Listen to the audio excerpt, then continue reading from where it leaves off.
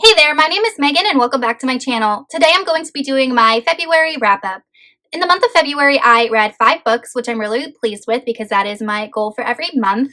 And it was a great reading month because I did have my first 1-star of the year and I also had my first 5-star of the year. So overall, it was a really good, strong, diverse reading month. So as with all of my wrap-ups, I'm going to start with the lowest rated book I read and go up to the highest rated book I read. My 1-star book I read was Middlegame by Seanan McGuide. This book I picked up from my local library, and I have never read anything by Seanan McGuide before, and I've just been hearing a lot of good things about this book, and the premise sounded really interesting. This is an adult sci-fi book. In this world, alchemy exists, and the science of alchemy is a real thing, and people study it, and it is a science. And there is this Congress that kind of oversees the alchemical arts. And in this world, we follow a man named Reed, and Reed has figured out how to embody certain doctrines of alchemy, certain theories like ethos and logos, and he turns these theories into human beings by using DNA from actual people. So we follow 2 different characters. We follow Roger and Dodger. Dodger's a female, Roger's a male, and basically they are brother and sister even though they were created. They have very similar DNA, and Roger embodies the theories of languages, whereas Dodger embodies the theories of math. To begin, I enjoyed the writing style of Seanan McGuide, but I did not enjoy the overly unnecessary wordiness of this book. This book is 500 pages, and not until we got to page 250 did really anything of interest start to happen. We spent more time in the first half of the book inside the heads of these 2 characters, and it was just way too wordy. Additionally, I felt like this world was never fully explained, and I never really had a good grasp on what was happening and why the things mentioned were so important. There was this goal that Reed, our antagonist, had about reaching this impossible city,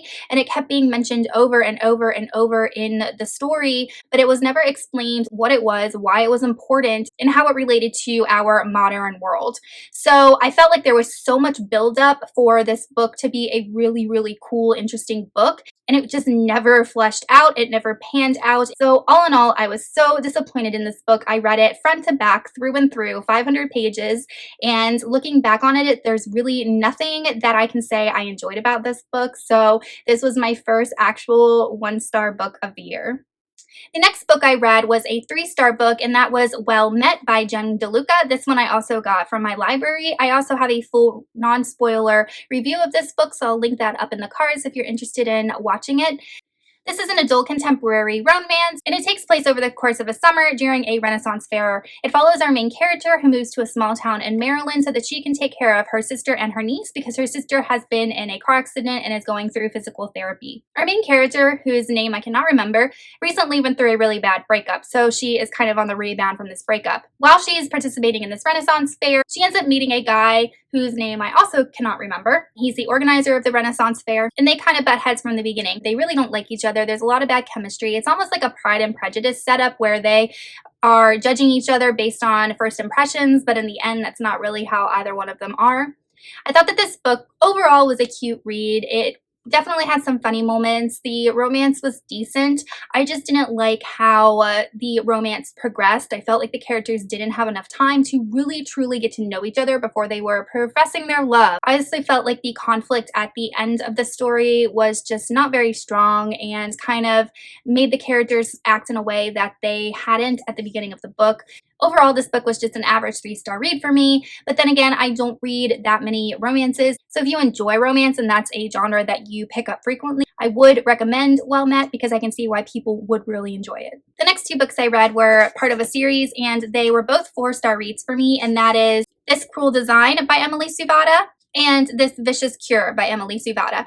These are books 2 and 3 of the This Mortal Coil trilogy, which is a YA sci-fi. I felt like the books in the series definitely got better as they progressed. There were just a ton more twists and turns and expansion of the world that were put into books 2 and 3. I really liked the cliffhanger at the end of book 2. I thought it was a very interesting and powerful plot choice that Emily Suvada utilized, and therefore in book 3 we are introduced with a dual perspective that I really enjoyed. I felt like the perspective of one of the characters, because she was morally gray, definitely made the series more interesting. While this series definitely has things that I do not like about it, overall I think it's very strong. It's very fast-paced. The science is really cool, and like I said, as the books progress they do get better, and this was a very strong finale, which I feel like is very rare in YA. Usually I'm very disappointed by finales in trilogies, but this one actually I really enjoyed and thought was really well done.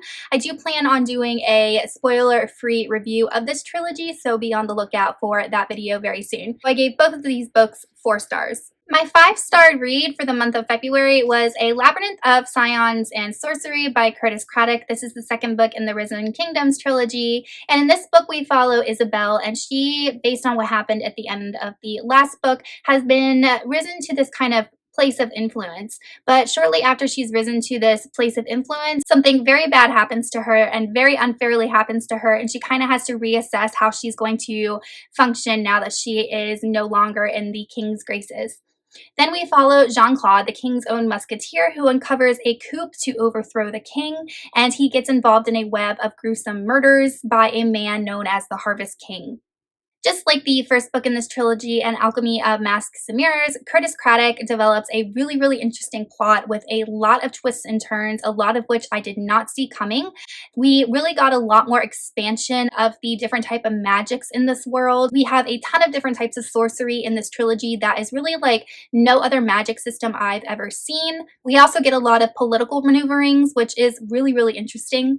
And honestly, if you are a high fantasy reader and you have not read this series, I definitely suggest picking it up because it is definitely underrated. And the ending of this book, I am so excited for book 3 because it has to do with a trope that I absolutely love, and I cannot wait to get my hands on it. I think it comes out in August. All right, you guys, so that is it for my February wrap up. I hope you enjoyed this video. Let me know in the comments if you have read any of these books and what you thought of them. If you have not already subscribed, go ahead and hit that subscribe button as well as the little bell icon so you can be notified every time I post videos. I post videos every Sunday, and sometimes you'll have bonus videos in the week from me. I will see you guys soon in another one. Goodbye.